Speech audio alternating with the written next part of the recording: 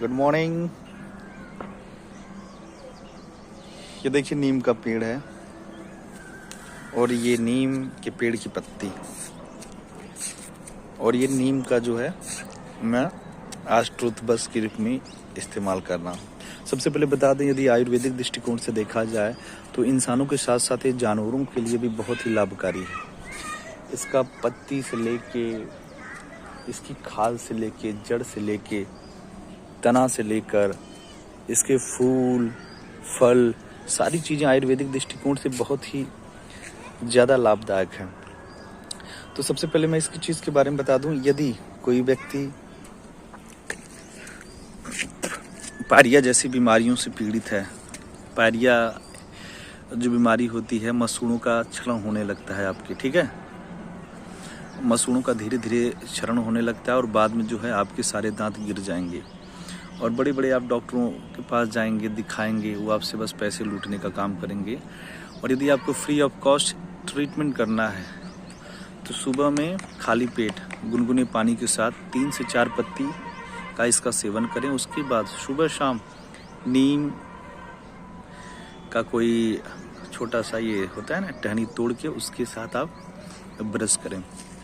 हमेशा के लिए जो भी मुख संबंधित जो बीमारियां हैं वो सारी सही हो जाएंगी, उन समस्याओं का पूरी तरह से निदान हो जाएगा।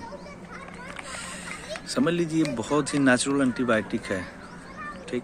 कभी कभार आप देखते होंगे किसी को चोट वोट लग जाती है तो लोग क्या करते हैं, नीम की पत्ती का या पत्ती के छार को गरमा कर पानी में घाव को धुल देते हैं, जिससे जो भी पश है, ठीक है, जो इन्फेक्शन है वो धीरे धीरे उसमें सुधार होने लगता है और वो भरने लगता है, ठीक हो जाता है।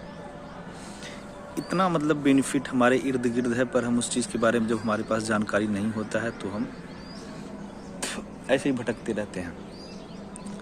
आपको बता दें, यदि कोई व्यक्ति है, कुष्ठ रोग जिसे आप चर्म रोग कहते हैं, जो त्वचा संबंधी विकार होता है, बीमारियां होती हैं, यदि उसकी समस्या के लिए उसके निदान के लिए यदि आप कहीं एलोपैथिक दवा पर निर्भर नहीं होना चाहते हैं, क्योंकि देखिए जब आप आयुर्वेदिक स्टोर पे जाएंगे, कहेंगे भैया हमको जो है कि नीम का जो है सिरप दे दो, नीम का पेस्ट दे दो, तो इसी से बनाएगा। वो भी 100% नहीं होगा, भले कंपनियां कितना भी दावा कर लें 100%, पर वो 100% प्योर नहीं होगा।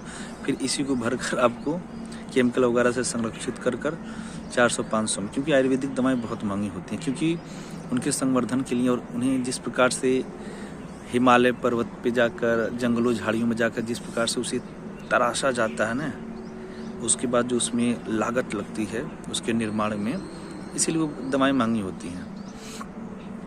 उसके बाद यदि डैंड्रफ किसी को है, ठीक है, लंबे समय से पीड़ित है, शैम्पू काम नहीं कर रहा है, तो उसके लिए भी आप गुनगुने पानी में उसको गरमा के जब वो ठंडा हो जाए तो यदि बालों में आप लगाएंगे तो राहत मिलेगी।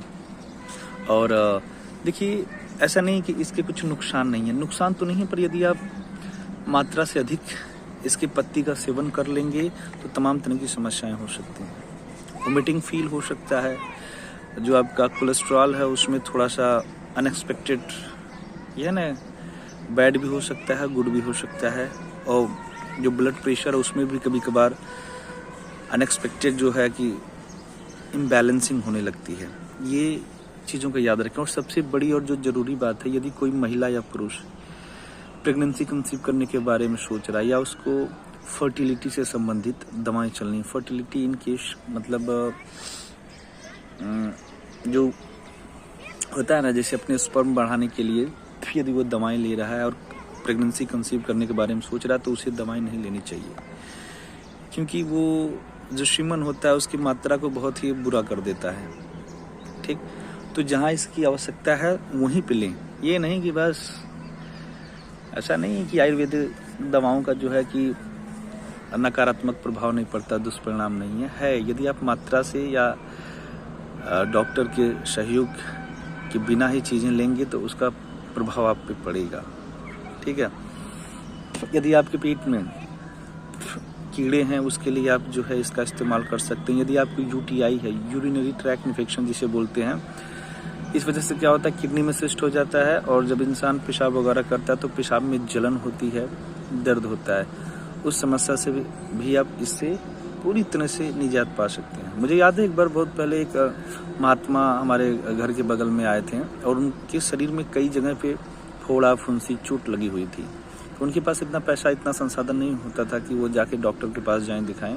तो क्या करते थे, जो गांव का सबसे पुराना नीम का पेड़ था ना, उसकी छाल को निकाल के उसे धुलकर एक पत्थर पे रगड़ कर फिर उसको स्टोर करके सुबह शाम लगाते थे। मतलब मैं देखा चमत्कार, 7 दिन के अंदर जो फोड़ा फुंसी घाव था वो पूरी तरह से हील हो गया, ठीक हो गया। मैं आपको बता दूं ये नेचुरल, ठीक है ना। किसी को किसी प्रकार का चोट लग जाए, यदि वो इस चीज़ को बनाना चाहे तो अवश्य इस्तेमाल कर सकता है। तो आज के लिए इतना ही। यदि आपको वीडियो अच्छा लगे तो अवश्य जो है अपने विचार रख सकते हैं, किसी का उत्साहवर्धन कर सकते हैं, प्रोत्साहन दे सकते हैं। तो आज के लिए इतना ही। नमस्कार, जय हिंद।